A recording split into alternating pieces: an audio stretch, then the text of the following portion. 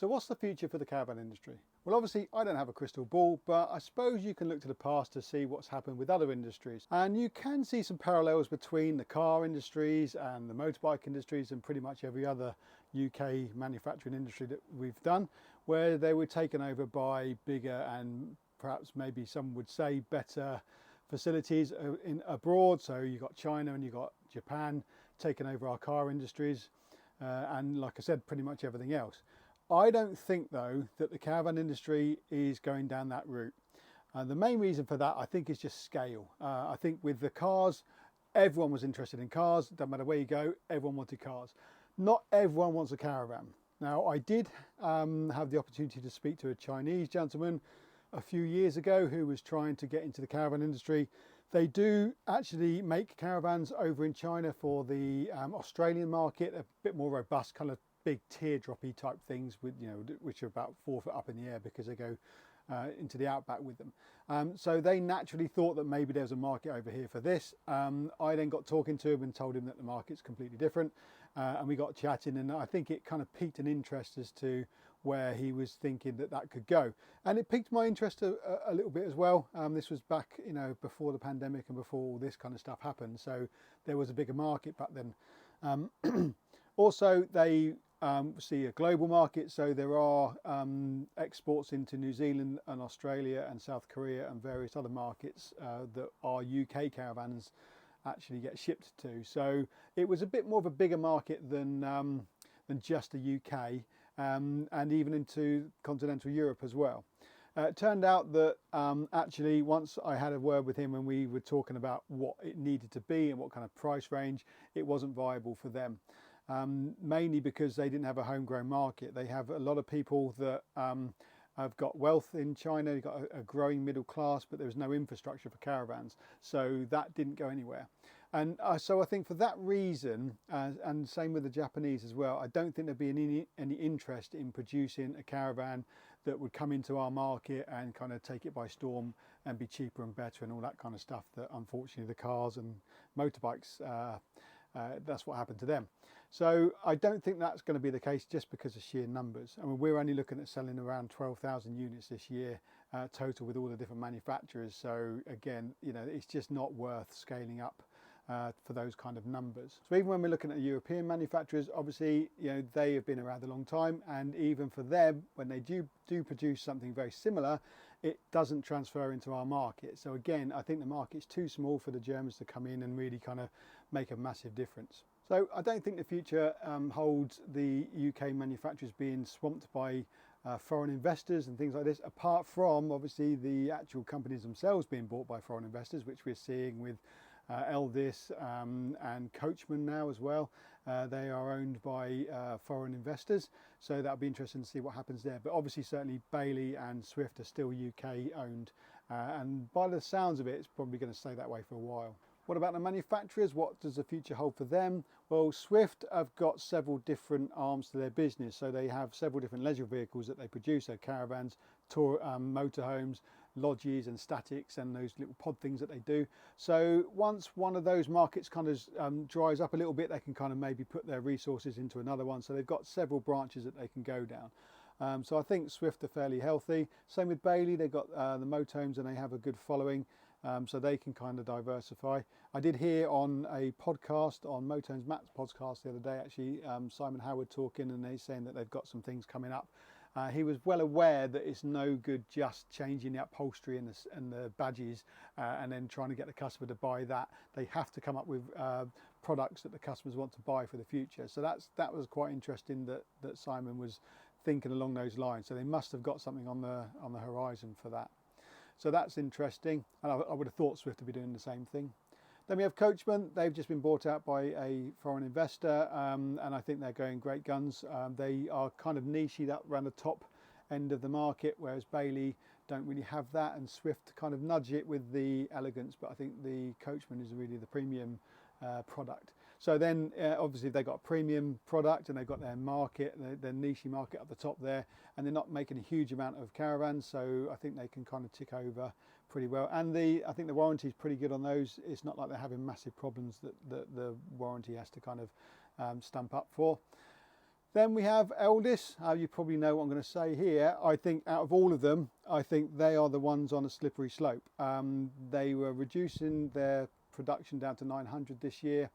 I think that the rumours kind of started to go around that they're not looking great, and once that starts to get going, then obviously once it kind of filters into the consumers, why would you buy an Elddis when you think, oh, well, actually, you know, I don't know, I've heard from Bob down the pub that they're not looking very good and they might go under. It might not be the case, but the problem is once that rumour starts going, then people stop buying them because it might be the case, and then unfortunately it tends to happen. Now, I had a customer in yesterday, and he had seen some of my videos before, and he actually said, you know, I'm unfortunate I own an Elddis. And so from someone who actually owns an Elddis to say that he had quite a few troubles with it, then that means he's certainly not going to buy another one, and he certainly isn't going to promote it to other friends and family, you know, and other caravanners, because if he says, unfortunately I own an Elddis, then obviously that's telling you the whole story. And I think that's what's happened actually, is that there's lots of people who have kind of had their Elddises and they've had a bad experience with them. I'm not saying you don't have a bad experience with the others, but it doesn't seem to be so bad. Obviously, also the customer service doesn't seem to be so good with Elddis. I've had a few things with customers that have you know, been fairly shocking really. Also, when you have a look at their accounts, they've lost £11 million over the last 2 years, which isn't good. Doesn't matter how big the company that owns them are, they're going to be looking at that thinking, well, you know, what's going on here? You can't afford to lose that kind of money. There's no point running the business if you're losing that. And obviously with what's happening with the market, and then it's shrinking and their numbers shrinking, it's going to be difficult for them to kind of get back the kind of money that they've lost over the last couple of years. Now, I think out of all the manufacturers, Elddis have got the opportunity to produce something else. I think it would mean a complete scrapping of what they're doing at the moment and looking to Hymer to kind of come in and do something with their caravans and maybe produce something that kind of blows everyone's socks off. So if you've got the Hymer kind of build quality and their ethos, I think that would be quite a good thing to see. But I think, again, because the market's shrinking and the amount of money and investment and time it would take to actually do that, I think it would probably make it not very viable to do. But you know, I don't know. They might well do that. So if I was going to put any money on one of the manufacturers going, it would be Elddis, just because of the quality of the product, the lack of enthusiasm, even with the dealers. I was thinking about becoming a dealer for Elddis a few years ago at the show, and I was pretty much firmly put off by some of the dealers that I know who do them, and they said, no, we're trying to get out and not actually do them anymore. So that wasn't good. So which was a shame, because the product looked absolutely fantastic. I went into the product, I thought, oh, it looks really good, great layouts. It's just that the backup, the product wasn't there, and neither were the sales. So yeah, I think that would be one of the manufacturers to keep an eye on. Like I said, I could be completely wrong, and Thor and the Elddis group, the Hymer group might come along and do something and rescue it. But at the moment, it's not looking great. What about the market for the future? Well, as we all know, it seems to be shrinking. There's the cost of living crisis and all the things that I've spoken about in other videos going on at the moment, which is kind of squeezing everyone from both ends. The caravans are becoming more expensive, and then there's the lack of ability of being able to buy those caravans because of interest rates and fuel costs and things. And I think people are just really thinking, actually, do I really want to spend the money on a caravan when I don't know if my mortgage is going to go up in 2 years, because I don't know what the interest rate's going to be. So that confidence just isn't there in the in the market to be able to spend spare money on something like a touring caravan. There is a rumour that the sites are going up as well, and that it's too expensive to go to caravan sites. I'm not so sure about that. When you actually look at it, you can get cheap sites, or certainly not as expensive as some of the prices that we've been talking about. Obviously the Motorhome and Caravan Club has gone up quite significantly, but you can go to CLs and you can go to other sites that aren't anywhere near that kind of money. So it is possible to actually find sites that haven't got all the facilities, like swimming pools and things like that, that you can actually go to for a relatively small amount of money. I think one of the main issues that we have for the industry going forward is the lack of the grey market having access to significant amounts of funds when they've sold their house and downsized. Like I said in a previous video, that has kind of boosted the caravan industry certainly through the 90s, late 90s, and then up into the 2000s. And into 2010s, all those, those people were selling houses and they made significant amount of money on when they bought them in the early 90s, and house prices shot up, and then they were able to capitalize on that and downsize their house and then have equity kind of sat in the bank, and they thought, well, what do I do? I'm going to buy a caravan or a motorhome. Now those people are running out, so we're not in a situation where we have well, we still have, but they're getting a little bit older, so the point is they're not a 50-year-old person doing that, it's kind of a 70-year-old person doing that. And then to start caravanning or change your caravan, you're kind of looking at the end of the caravanning journey rather than the beginning of it. So I think as we get further and further into the next few years, I think those people will start to run out and not have the access to those kind of funds where they can just kind of spend it because they've earned it through the house. There is a fairly common thought that everyone in caravan is in the grey market, but that's certainly not the case. There is a younger market coming through. I've sold a caravan recently to early 30s with 2 young children, and they were dead keen to get onto the caravanning kind of ladder. So there are younger people there. Certainly we're in August at the moment. If you go into the caravan sites, they're pretty full with lots of younger caravanners. So it's not the case. That's where the older people kind of hibernate this time of year, because everyone's down here in Cornwall, chogging up the roads and everything, and they're all younger people. So I'm not so pessimistic about the actual market drying up just through physical age. It is still a great pastime for younger families, and I think whereas they might not be able to go to new, certainly that will buoy up the pre-owned market anyway. And I think with this reset of caravan prices that's happening now, because the new ones are being reduced because of the too much stock, then I think that the touring caravan markets, the second-hand market, will become a lot more kind of affordable, and that might offset the perceived issue with the caravan sites. We don't know. So as the caravans become cheaper, because we're buying them in cheaper because we have to, that means we can sell them a little bit cheaper because we have to, then it's going to be, again, it will probably reset the market and then maybe become a bit more of a viable thing to do rather than the abroad holidays. What's the future hold for dealers? Well, I think we're going to have to reset everything once we wash through the issues that we've got this year, and then we can survive that. That's going to be the first obstacle, is some of the dealers out there that have got new being able to move their products on into an already saturated market with not many buyers. That's going to be the tricky thing. So that's where cash flow comes in. And I mentioned that in other videos, that it is not going to be easy to wash through the 2024 product while you're trying to sell 2025 product, or that's coming down the line. So I think there's going to be a few casualties further on down the line when cash flow becomes tight, because we're getting into August now. On certain finance lines, that's when you have to start paying off some of the product that you've got on the forecourt that you've had there for a while. You've also got to start paying interest on some of it. Stock, you only get 30 days, so you've been paying interest on that for a while, but all the demos, if they haven't been sold already, they'll start to gain interest on those. So that's a monthly outgoing that isn't a nice thing to have to happen, because you're looking at it thinking, well, it's just money going out of the business for no real reason at all.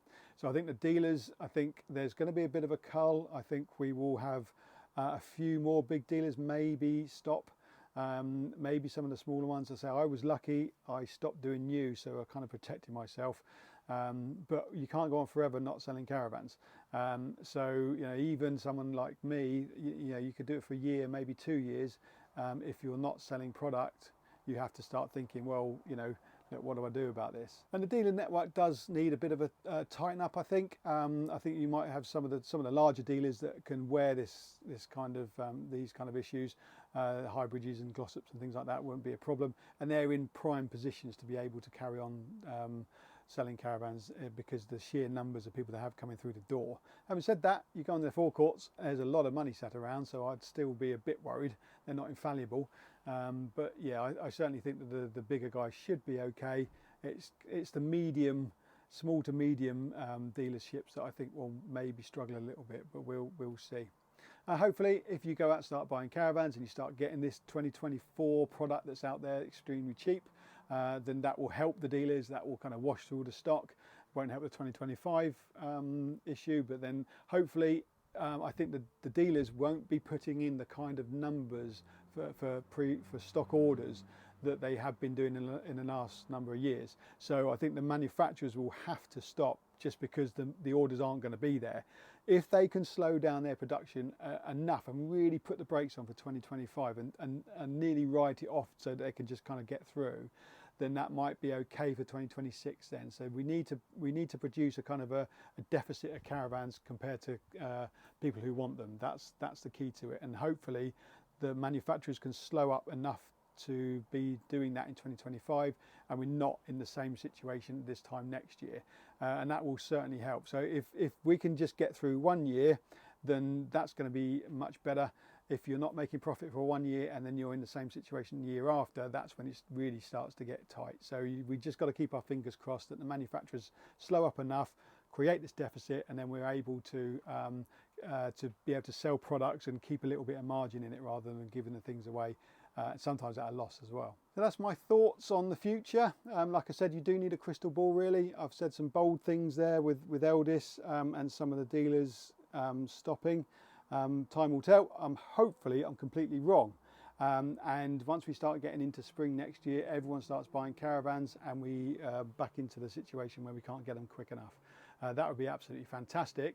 I am a bit of an optimist despite some of my videos that I've been doing. I'm just telling it as it is, and I like to think that's the way it's going to go, and I really do keep my fingers crossed that that is the way it's going to go.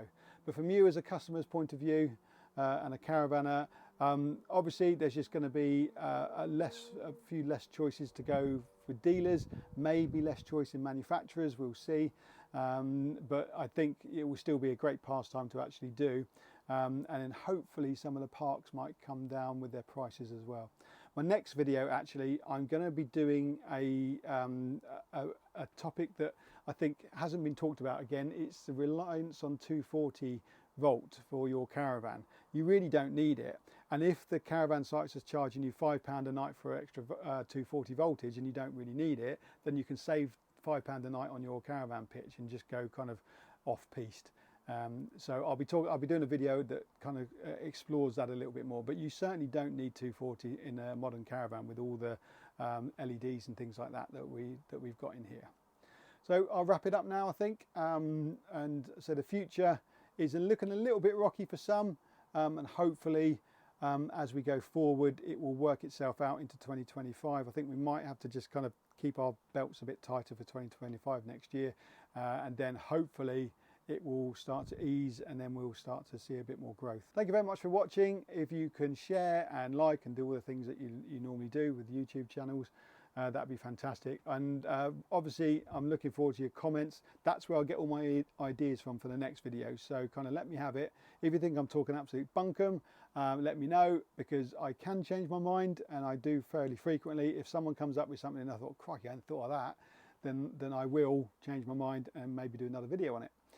So yeah, definitely comment, share it, and do all the things you normally do, and I will see you in the next video.